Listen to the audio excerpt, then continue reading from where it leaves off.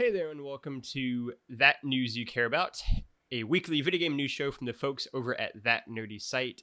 Today is Tuesday, December 7th. Happy birthday, Grandpa.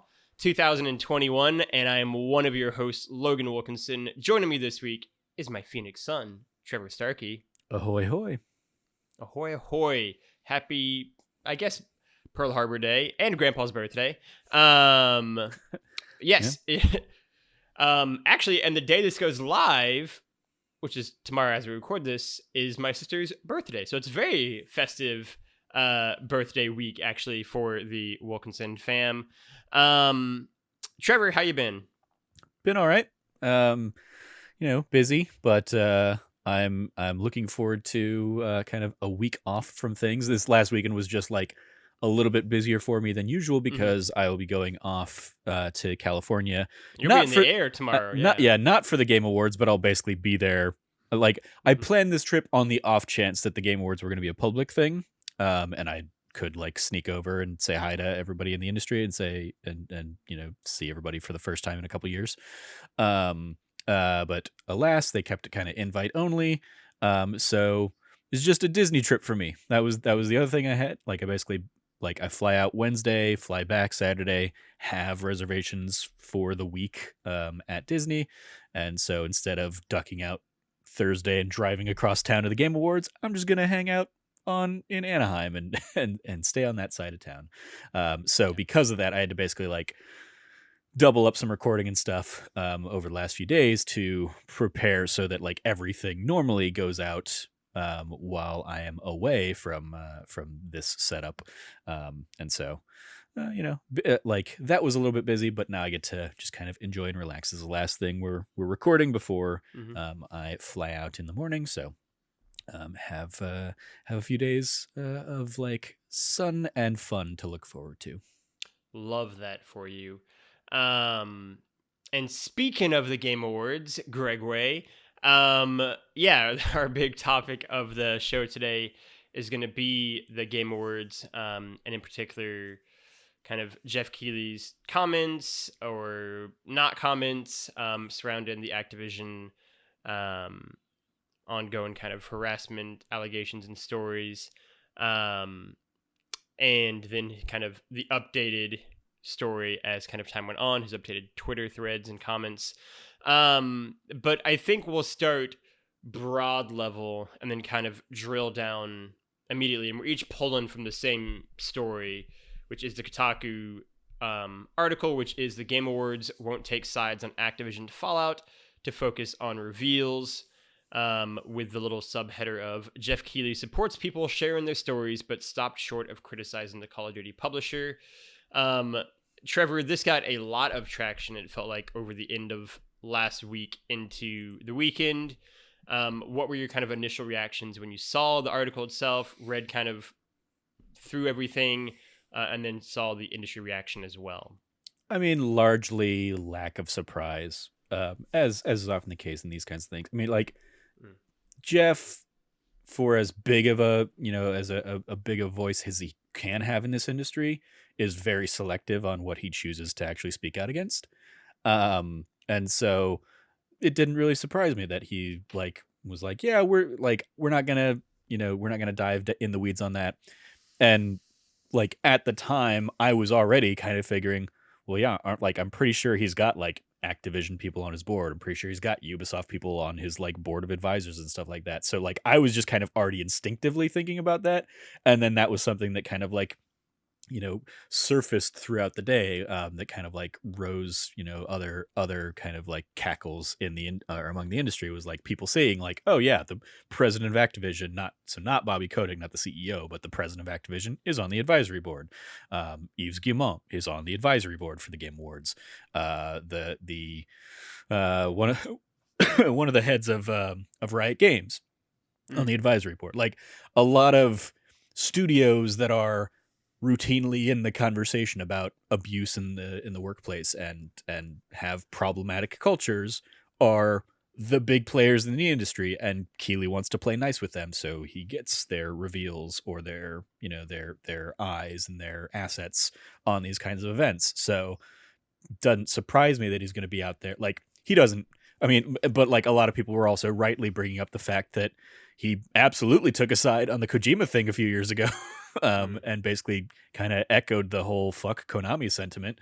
And but that's because he doesn't care about, like, if Konami's going to try and give him a game or something like that. He chose to back his friend, and unfortunately, he doesn't have friends at all of those other companies that he was willing to take a stand for. So his decision to not take a stand is, of course, as many people pointed out, taking a side. It's just taking the side that already, by like default, benefits the abusers and the people who are benefiting from the status quo. So it's disappointing, but also not surprising. I appreciate that by the end of the day he did kind of come out with a statement, but even the statement itself was pretty limp and lackluster, and kind of like almost both sides is the conversation of like, we all have our part to play in this. It's like, I mean, yeah, but so the abusers have way more of a part to play than the victims in many of these cases. So like, don't say it's like on the victims to do the heavy lifting. They're already trying to, with a better ABK and a better Ubisoft kind of organizations. Yeah, he eventually, and Kotaku would update it too, had kind of a 2-tweet response about how the Game Awards are a time of celebration for this industry, the biggest form of entertainment in the world. There is no place for abuse, harassment, or predatory practices in any company or any community. And then follow that up with, I also realize we have a big platform which can accelerate and inspire change. We are committed to that, but we all need to work together to build a better and more inclusive environment so everyone feels safe to build the world's best games. Yeah, I mean, I think for me, it was a weird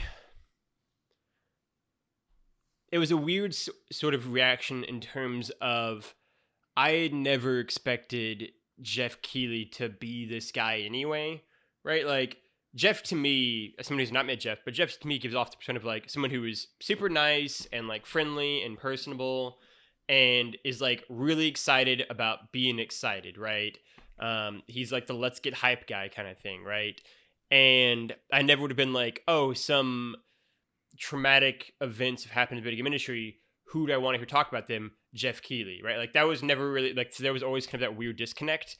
And then for, Activision, Riot, Ubisoft being on the advisory board, yeah, like you said, that obviously would make sense to me because those are 3 giant companies in the games industry, and you're going to want them on an advisory board for something called the Game Awards.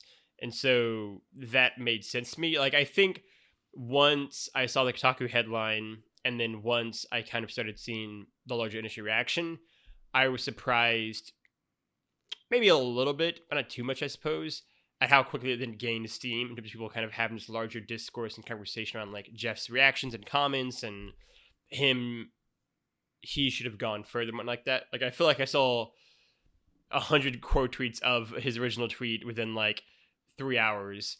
But yeah, I mean, the things I was seeing first were like, I didn't see the article right away. I saw the quote tweet before I saw the article. I saw our friend Nabashin tweeting something out about basically like, how brave this guy was who, stood by his friend or whatever, and it was like him tweeting the like him basically like slamming Konami and being in support of Kojima a few years ago at the Game Awards. And like it was posted very tongue-in-cheek of like, no, you aren't afraid to take sides when you care.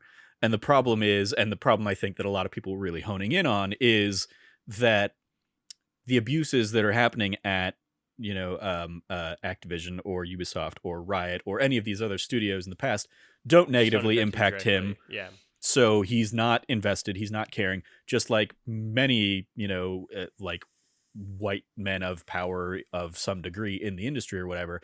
And they're the ones, as is often the case in these kinds of situations, that need to be out there like taking the charge. It can't all be put on the people who are suffering in these cases, or who are the minorities in a lot of these cases. It needs to be allies who already have those loud voices and those loud presence in the industry. And so in the same way that Keighley is one of the few people in the industry who would have the clout to be able to get Sean Layden and Phil Spencer and Reggie Fils-Aimé on stage, like, hand in hand with one another a few years ago. Like, Keighley is one of the people who, because of his presence in the industry and his prominence in the industry and his platform, should be out in front of this and should be supporting. Like, he has the chance to support far more people if he supports the workers in these situations who are out there trying to organize and trying to, push for a better industry, than the handful of elite that he's supporting by not taking a side, in quotes. And so I think that was disappointing to a lot of people, especially, in the with the conversation of like the future class having been a thing here for the last couple of years, and the, like, on the face level wanting to push for a more diverse, more, kind of supported industry, to not speak out about these things, which is arguably the biggest story of the year this past year across the industry, is like, well, you're not talking about the thing that's actually going on in the industry this last year. Yeah, it is. It's interesting and it's unfortunate because, I mean, I think everything you just said was said really well.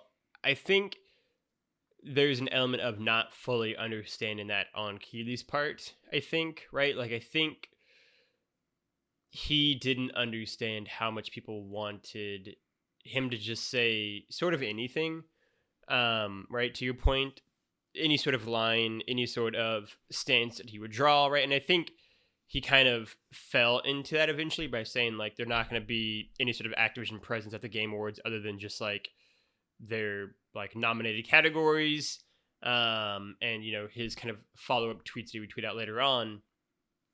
But I think for a lot of people, this was such an obvious layup, right? Like, this is such an obvious chance to be like, yeah, like, we strongly condemn any form of harassment or predatory practices or abuse at any game studio anywhere, and stand in solidarity with, the workers and all those affected by that, right? Like, we're the only presence you're going to see from Activision, Riot, or, et cetera, studio is in their nominations. It's not going to be any sort of, like, reveal or on stage presence or anything like that. Like, come out with all this stuff right out the gate, say this thing really strongly, and say, like, yeah, I'm Geoff Keighley, this is no place at the Game Awards, kind of thing, right? And it would have been really simple, right? That's a 3 or 4 tweet thread or one screenshotted copy of, like, a page that you wrote.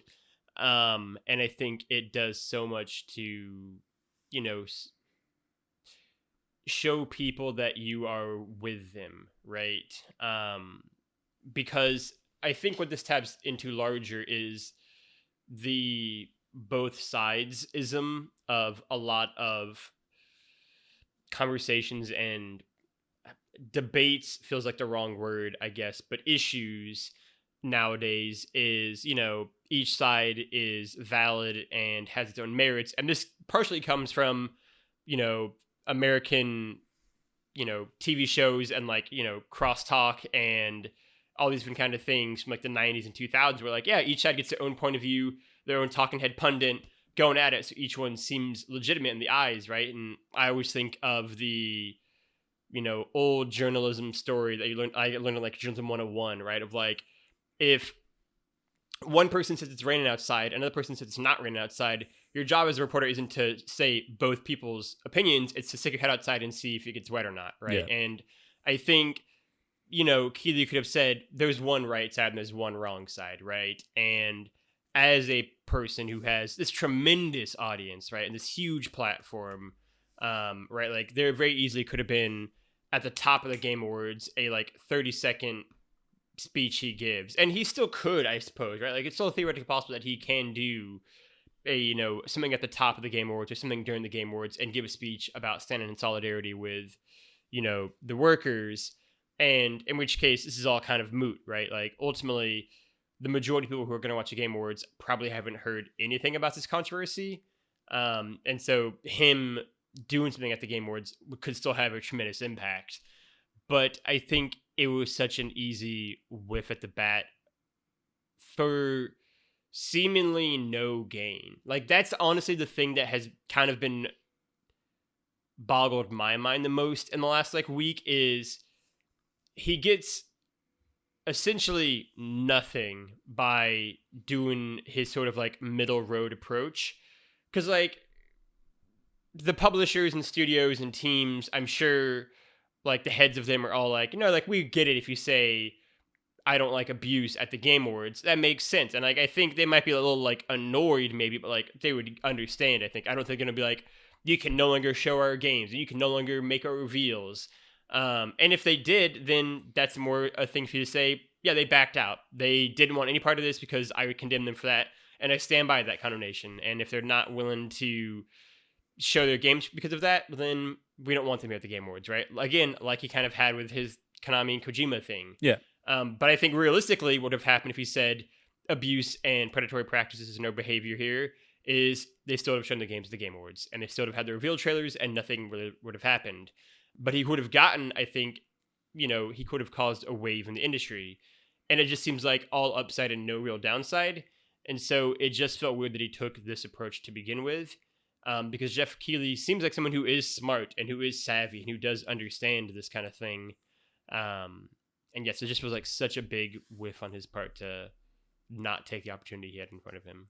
Yeah, I mean, I think they're to very lightly speak in his defense. I will also say a lot of this comes from a Washington Post story that Sure. Was, hey, what should we expect from the Game Awards kind of thing, and Sure. Kotaku's spin on it was Keighley's Keighley pushing that pushing that stuff to the side, which he does say, or he didn't say it in that context with that kind of malice or whatever, but that's the takeaway, and that's what gets quote tweeted out of control and stuff like that, to the point that Keighley has to kind of double back and say, of course I'm against these abuses or whatever. But it really does, I mean, to the unforced errorness of it is, if this actually impacted you in the same way that it impacted Kojima when you saw your friend being abused and hurt and stuff, then you wouldn't have needed to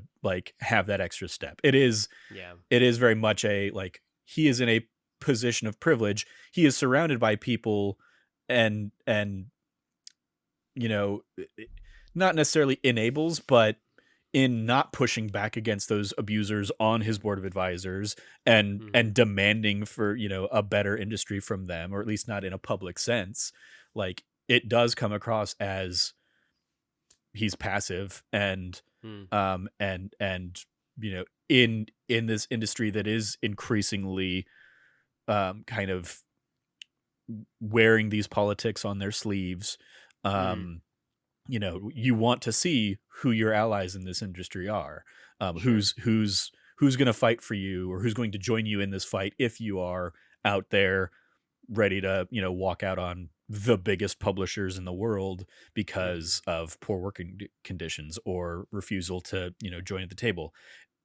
And you look and see arguably one of the faces of video games, and you don't see that person on your side. That's a moral blow. So yeah, I think it comes back to in the same conversation we've had many times in the last couple of years, as stuff like Black Lives Matter would come up, or Asian Americans, or all the stuff with Palestine earlier this year.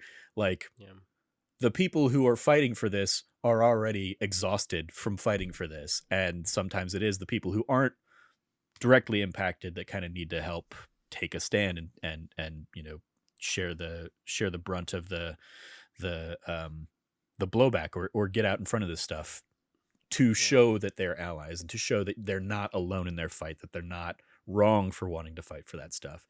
I mean, I saw our friend Jess Howard.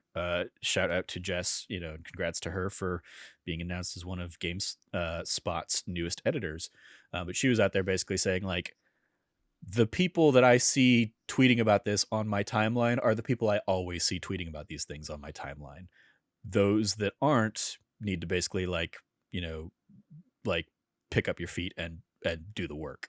And that was that was enough of a wake up call to me that I hopped out and threw a tweet out there. Like I feel like I'm often one of those that is out there in support of this kind of stuff, but yeah, none of the stuff that's going on at Ubisoft or Activision Blizzard like impacts me directly in any way, apart from I have a few friends at those places in the industry and I don't like seeing them abused or hurt. As it is, I barely play Activision Blizzard games. I barely play Ubisoft games at this point, so it does, like, my action or inaction of buying a game or not or whatever doesn't really do anything to them. But yeah, I can hop out there and I can lend my voice to this cause, or I can sign their petitions saying like, yeah, Bobby Kotick should resign or Yves Guillemot should resign, and do that as the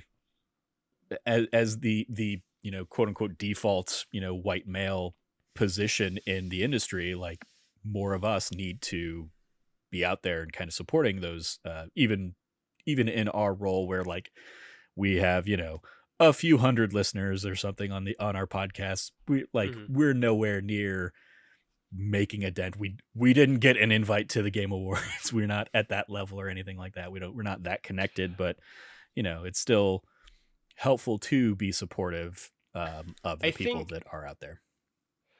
I think, and that's where I want to take the conversation from there. I mean, I think, even if, you're speaking to a couple hundred or a few thousand or just a couple dudes or anyone really in a room, I think it still is important to show that whether anyone affected places or not, right? Like, this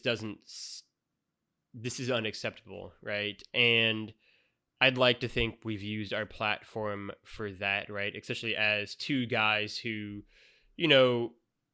have been really fortunate and lucky in our lives and really privileged in our lives to just have so many amazing opportunities in general, right? And have gotten to go to so many different places and meet so many different people,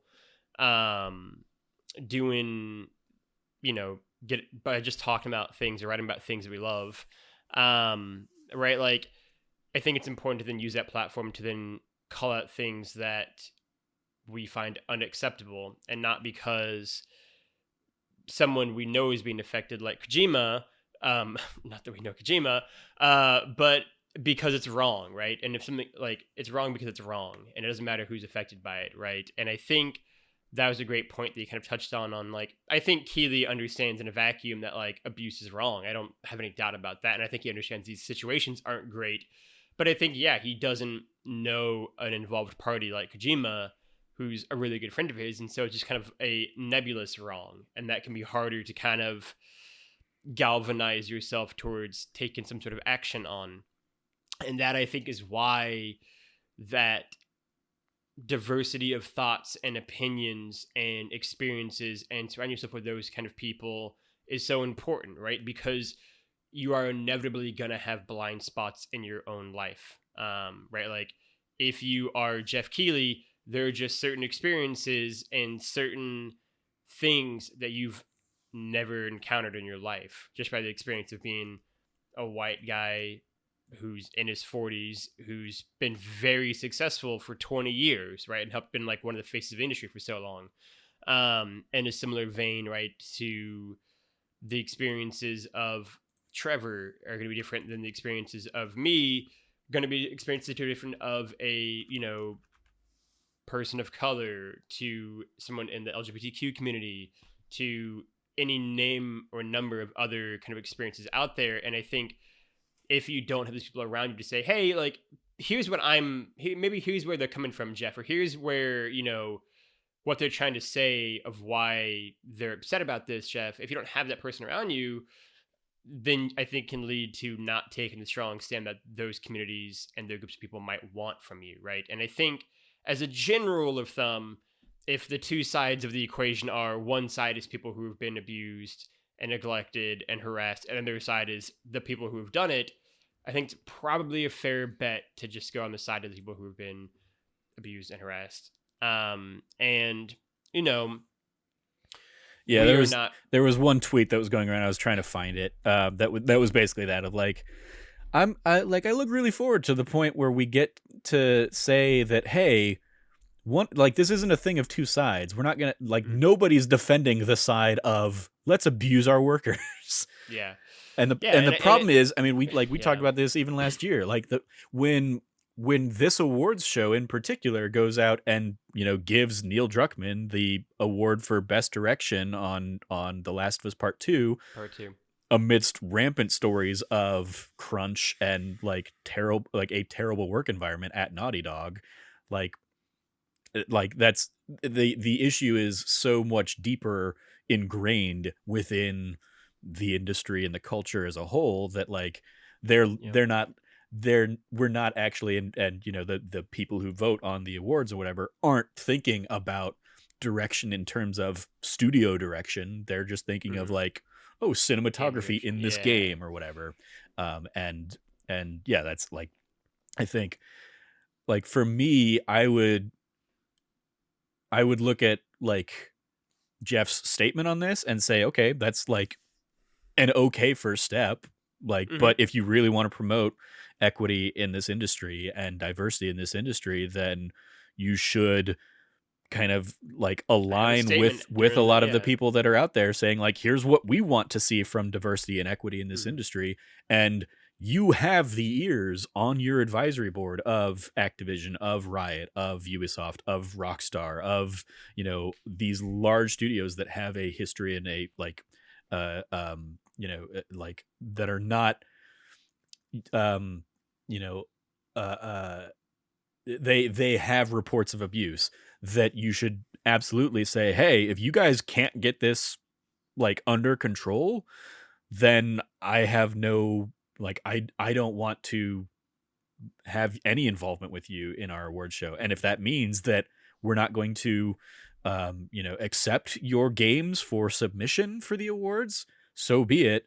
That sucks for the developers that have worked hard on that. But like, I think they would much prefer proper working conditions than a Game Awards nomination that goes more to benefit like the studio as a whole than that individual worker anyway. So like, it comes down to like, he's got the power and the clout in this industry to cause a change and to force a change, and him putting out a few tweets isn't going to do it. And I would like to see more from him still. Yeah, I think, you know, none of us are perfect, and we've all made mistakes, and we've all are flawed. And I think an element of that is, you know, learning and kind of growing with this, right? And I, you know, I think it's possible again that Geoff has some sort of statement at the Game Awards itself or some sort of thing, whether it's him or another kind of presenter saying something about this issue, or something, again, an interview he does beforehand that comes out or afterwards or something. And I think that if you want to be generous, you can say that it came so suddenly, right? I'm using air quotes here. And that this time next year, right, where he can take a look at, maybe I do want to kind of reform who is and isn't on the advisory board even, or who, like, what the process is for like nominations, what the process is for like companies that we work with, that kind of stuff, and like what we want to be like the face of the Game Awards. And so you can say that's totally possible, right? But I think, like you said, a good first step then requires a good second step as well, because you don't want to go, you know, one step forward and two steps back. And so I think, yeah, like, I think it is fair to expect Geoff to do better and to do more next time, right? And I would hope that's an expectation he would place on himself as well, right? Like, none of us are infallible, perfect. We've both made mistakes in terms of a whole host of things. But we haven't made mistakes to the degree of an incredibly abusive work environment for thousands of employees. No, like no, but or but I mean, perpetuating that, like, those issues among this industry. No, but I mean on the side of maybe not fully grasping issues Yeah. as soon as we should have. And I think that's totally fair. And again, that goes back into, I think, having those people around you who can offer you that perspective. And that's sort of a big element I want for Geoff as well, is I want him to just listen to the people, right? Listen to the future classes that he's kind of bringing in that are a more diverse and broad, eclectic face of gaming, and say, if this is the future, let me really listen to what they're saying about the industry on both the, the dev and the kind of content creation side. Let me listen to what they're wanting to see from the people who kind of hold the keys of power right now. And let me see how I can help kind of bring about that future that they think will bring about a more reflective gaming community as a whole. Because Geoff is in such a unique position, right? And so that's what I would want. I want to see him kind of make the progress. So that this time next year, this isn't a story we worry about, where Geoff has made clear where he kind of lies in these issues. Yeah, and that's really all I can expect. And we'll see what happens at the Game Awards, if there is some sort of, segment or not. I mean, I would say if he doesn't have some kind of statement, it's his show. It's he not can do whatever the fuck he wants. Exactly. Yeah. He can't say it's locked or whatever. Like, no, you have time for Schick Hydrobots. You have time to make a fucking literally statement gonna make the on same this. reference. Yeah. And if he doesn't, then it's just the exact same playbook that Ubisoft did, where they came out and made a comment, but refused to put that in the Ubisoft Forward things or anything like that, and said that they were going to put it in. They would edit it into like the final video. Never did. And so it's that exact same playbook. Is you actively, as that organization, don't want all eyes on this thing, because it's showing your fault and your fallacy or fallibility in those issues. But it's the quote unquote right thing to do, to get out there and put your flaws out there in front of as many people as possible and say, like, this is it, like, the industry called me out last week and they were right to do so. I can do better. I will do better. And here's what I want to see from this industry moving forward. And if he doesn't do that, it's very much just, okay, he put out 4 tweets to kind of brush it aside so that he can do his big, like, hype machine and let's celebrate all these big reveals in a thing that barely, like, celebrates the awards as it is. Like, it barely celebrates the industry. It is such a marketing thing.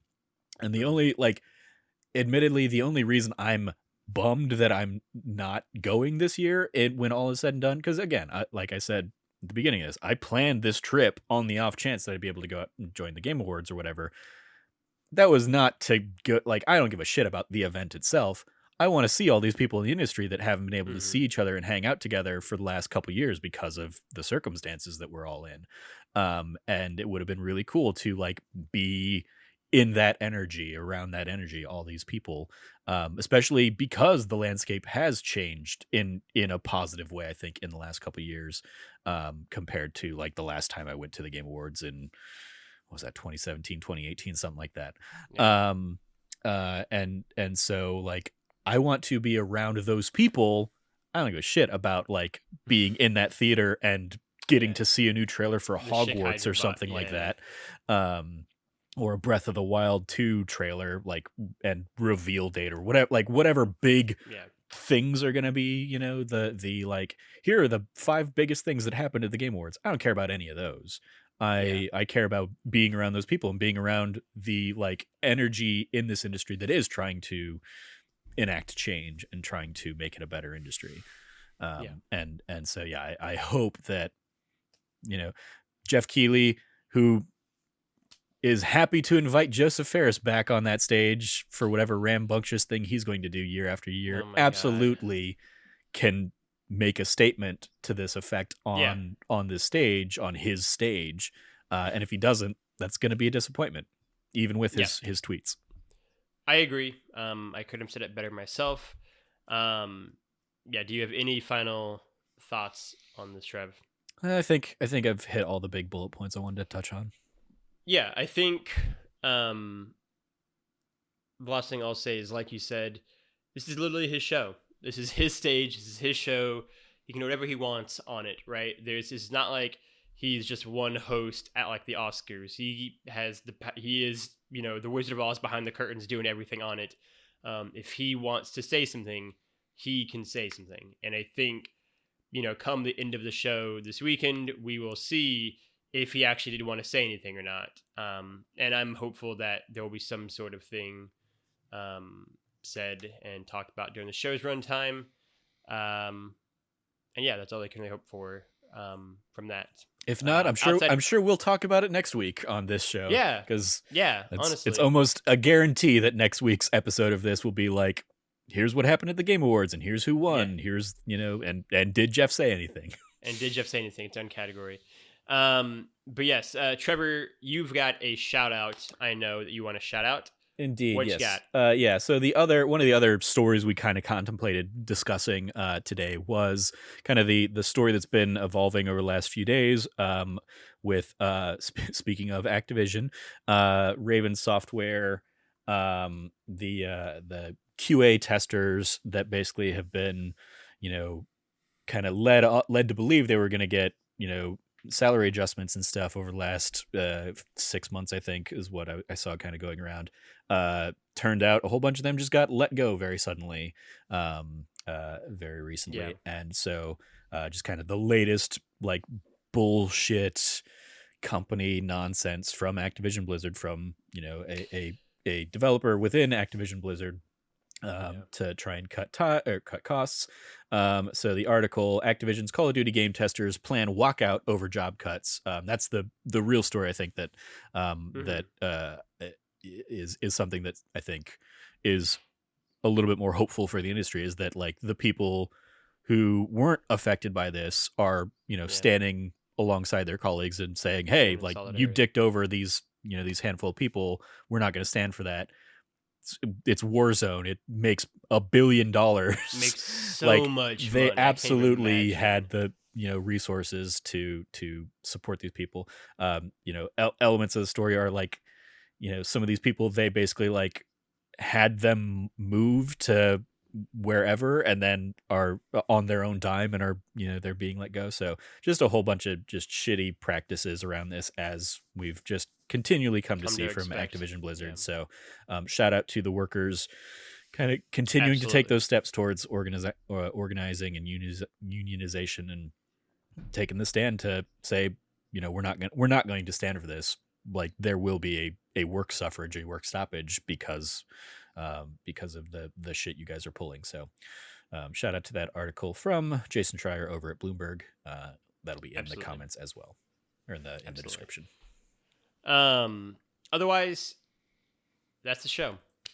Thank you for listening. If you like what you heard, you can go like, subscribe, share with your friends on podcast services all around the globe, rate and review us on iTunes, and help get us up the charts. It really does help spread the word about the show. You can also go over to youtube.com/thatnerdysite, like all of the wonderful subscribers have out there. Hit the subscribe button, hit the little notification bell for all of our videos that go live seemingly every single day of the week. We've got Let's Plays on Tuesday and Thursdays. Each one of the podcasts has a video version go live on YouTube as well. And starting in the new year, we'll start having episodes of a new series go live on Saturdays, I believe we said as well. So all kinds of content, 6 days a week. You can also go over to thatnerdysite.com and check out the website, all the written features that go live there, as well as all of the podcasts that also are up on the site. Otherwise, you can go find Trevor at Trevor J. Starkey on the internet. Trevor, anything that you want to plug? I will plug this month's That D Plus shows. We're doing holiday themed stuff over on That D Plus show. We did the Santa Claus 2. This week's episode is going to be okay movie. Home Alone 2: Lost in New York. Very good movie. So it'll be a fun conversation. So far, it's been me and Frank. After that, I believe Jingle All the Way is going to be next. So we'll, sit down and discuss that one. One of my favorite holiday movies. So yeah, I love it. Just a fun kind of holiday themed month over there. There'll be like one other holiday movie in there. Haven't completely locked in that, but then the last episode of the month, the Book of Boba Fett will be out, so we'll actually dive in and do the first episode or two of the Book of Boba Fett here to wrap up the month. That. What's more festive than that? Exactly. You can go find me at LeftyLogie, at LeftyLoggy, LOGGY on the internet. I will also echo that shout out from Trev. I love a good holiday themed month on pretty much anything, but that D Plus show in particular. Like I said, I'll be on the Jingle All the Way pod with at least Trevor when that goes live this month. That is a family favorite, one of my favorite holiday movies, I think. Love Arnold Schwarzenegger whenever he gets to play a kindergarten cop style role where he just towers over these children. So yeah, stay tuned for that and go check out the episodes on Santa Claus 2 and Home Alone 2 will go live this week as you listen to it. If you want, and we have others kind of from last year. If you want to watch the original Santa Claus or the original Home Alone 1 or Muppet Christmas Carol, and I don't remember what the last one that we did last year was, but so go check out. All of those. We did a whole run of them last year too. Yeah, on the Halloween episodes as well, including the Treehouse of Horror episode because that was a ton of fun. Otherwise, you can go find That Nerdy Site at That Nerdy Site all across the internet. For myself, for Trevor, for all of us here at That Nerdy Site, play your games and be good with each other. Class dismissed.